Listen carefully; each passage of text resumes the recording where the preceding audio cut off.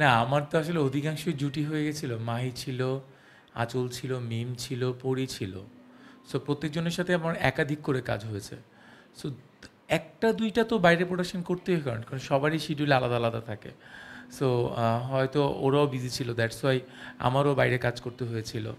আর জুটির বাইরে যে ছবি ভালো যায়নি তা না, আমার নায়ক সিনেমাটা অনেক ভালো গেছিলো।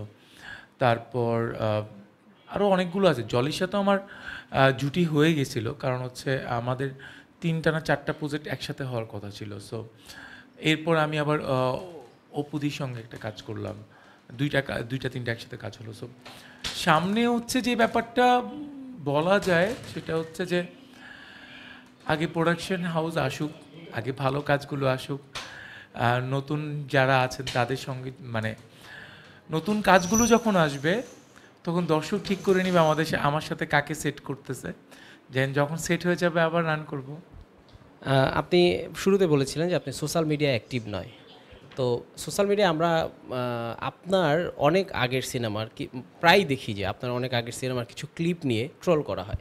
সো এই বিষয়গুলো আপনি যখন জানেন বা আপনাকে কেউ জানায় তখন আপনার আসলে কেমন লাগে? এবং ডায়লগ ডেলিভারি বা ডায়লগ নিয়ে অনেক ধরনের ট্রোল করা হয়। সো এই বিষয়টা আসলে আপনি হ্যান্ডেল করেন কীভাবে? আমি আসলে দেখি না, আমি ফেসবুকে একটু কম বসি। আপনি দেখছেন হয়তো যে আমি আসার পরে মোবাইল ওভাবে খাটিও নেই। আরেকটা বিষয় হচ্ছে এখন ট্রলের যে সিস্টেমটা, এটা এনজয় করি, শুরুর দিকে এনজয় করতাম না, এখন এনজয় করি বিকজ অফ এরা সবাই হচ্ছে ছবি না দেখে যদি আপনি ট্রল করেন শুধু ছোট্ট একটা ক্লিপ নিয়ে, তাহলে আপনার কিছু করার নাই।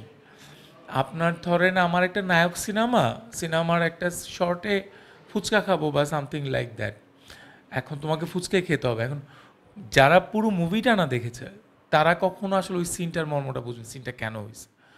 সো কিছু করার থাকে না, তাদেরকে আসলে অ্যাপ্রিসিয়েট করা উচিত যে আপনি প্লিজ সিনেমাটা পুরোটা দেখেন, তাহলে হয়তো আপনার এই ভুলটা ভাঙতে পারে যে এটা আসলে কমেডি ছিল। কারণ হচ্ছে ওয়ার্ল্ডের প্রত্যেকটা ছবিতেই কমেডি রোলস থাকে, লাইক অনেক ছবিতেই থাকে। সো এবং আমাদেরও শুধু আলাদা কিছু না, আমরা যেই কাজগুলো করতেছি সেম জিনিসটা হয়তো বাইরের কোনো দেশের কোনো প্রজেক্টে হচ্ছে বা বাইরের কোনো হিরো করছে, ওইটা হচ্ছে না বাংলাদেশের। কারণ আমাদের দেশে একটা ছোট্ট প্রবলেম আছে, আমরা আমাদের জিনিসটাকে কোনো দিনই ভালোবাসি না, আমরা বাইরের জিনিসটাকে বেশি ভালোবাসি। দ্যাটস ওয়াই আমাদেরকে নিয়ে ট্রল হয়, আর কোনো রিজন নেই। আপনার মন খারাপ হয় কিনা এই যে এগুলো এগুলো যখন দেখেন যে আপনার কাজ নিয়ে ট্রল হয়? অনেকে প্রশংসা করে, কিন্তু যখন খারাপটা বা নেগেটিভ কিছু শোনেন মন খারাপ হয় কিনা? না, আমার এখন মন খারাপ হয় না, আমার কোনো দিনই মন খারাপ হয় না। আমার কাছে মনে হইতো যে এরা আসলে আছে, দ্যাটস ওয়াই কোনো একটা সেক্টর টিকে আছে। এরা না থাকলে সেক্টরটা টিকে থাকতো না, কারণ এরা তো গসিপ, তার মানে এরা দেখতেছে, এরা ছবিটা দেখে, কিন্তু এরা পুরোটা দেখলে আমার জন্য সুবিধা। আর মন খারাপটা হয় না, কিন্তু এখন একটু মন খারাপ একটা বিষয় হয় হচ্ছে আমাদের দেশে এখন লাইক সোশ্যাল মিডিয়াতে যে পরিমাণ গালিগালাজ ছড়ানো হয়, একটা প্রজেক্টটাকে ঢোকার আগেই প্রজেক্টকে যে পরিমাণ বাধা দেয়া হয়, মানে সোশ্যাল মিডিয়ার মাধ্যমে কিছু মানে স্বার্থন্বেষী মানুষজন, তাদের তাদের মাধ্যমে, সেই কারণে প্রজেক্টগুলোর মানে প্রজেক্টগুলো ভালো হলেও প্রজেক্টগুলোর ক্ষতি হয়ে যায়। এগুলোর জন্য মন খারাপ লাগে।